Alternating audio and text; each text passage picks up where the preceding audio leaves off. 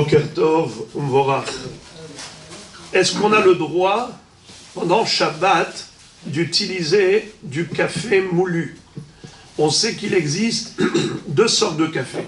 Le café Names, soluble, et le café, comme ce qu'on appelle le café turc ou le café moulu, café shahor, ce qu'ils appellent ici en Israël botz. Botz, c'est-à-dire la boue. Quand on met l'eau avec le café, ça crée de la boue. Est-ce que c'est permis pendant Shabbat, sachant qu'on n'a pas le droit de cuire? C'est l'une des melachot interdites Shabbat. Et le kli rishon, c'est mevachel. Si on met dans de l'eau chaude qui était sur le feu, même si on a retiré la marmite du feu, on met un aliment cru, il peut cuire dedans. Et ça s'appelle bishul beshabbat, on a commis une infraction très grave.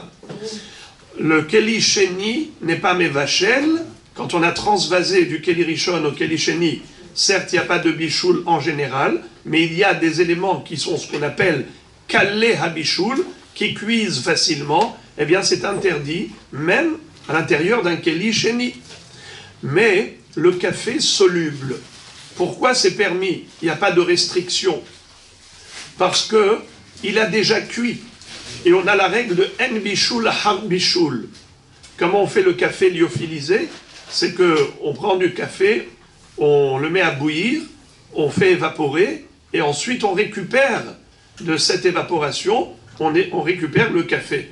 Donc ce café, il a déjà pas seulement cuit, il a même bouilli. En bishul har bishul.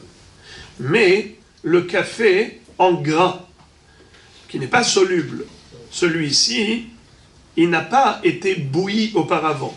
Il a été séché au four. Il a été grillé au four. Ce qu'on appelle en hébreu kliya.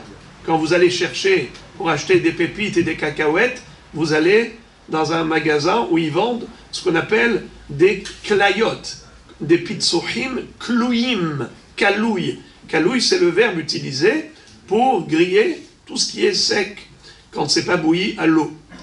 Quand c'est de la cuisson de pain, ça s'appelle afiya. De la cuisson à l'eau, ça s'appelle bishul. Et quand c'est juste sécher des grains, ça s'appelle kliya. Alors, la question se pose. Des grains qui ont été grillés avant Shabbat, et ensuite on a moulu ces grains, et on a fait du café moulu. Est-ce qu'on a le droit pendant Shabbat de les mettre dans de l'eau chaude pour avoir du café moulu? Réponse, ça dépend. Sfaradim, Ashkenazim, le Rav Ovadia Yosef dit que c'est la mahloket entre le Mechaber et le Rama dans le Siman Shin Yud Het. Selon le Mechaber pour les Sfaradim, En bishul ahar bishul, En bishul ahar afiya, En bishul ahar kliya. C'est-à-dire qu'à partir du moment où ça a déjà été cuit, que ce soit à l'eau ou sans eau, puisque ça a cuit avant Shabbat, il n'y a plus de cuisson après. Alors c'est permis pour les Séfaradim. Tandis que pour les Ashkenazim, bien qu'on dise En bishul ahar bishul, c'est seulement si avant Shabbat ça avait cuit à l'eau. Alors en effet, maintenant tu peux remettre à nouveau dans de l'eau bouillante. Mais si avant Shabbat ça n'avait pas cuit à l'eau, ça n'avait pas bouilli, ça avait cuit au four seulement, ça avait grillé sans eau, maintenant que tu le mets pendant Shabbat dans de l'eau bouillante, eh bien maintenant ça s'appelle un nouveau bichoul. Car le bichoul d'avant c'était sans eau, le bichoul pendant Shabbat c'est avec de l'eau, eh bien ça s'appelle bichoul pour les Ashkenazim. Mais pour les Sfaradim, de la même façon que En bishul ahar bishul, En bishul ahar afiya, En bishul ahar kliya.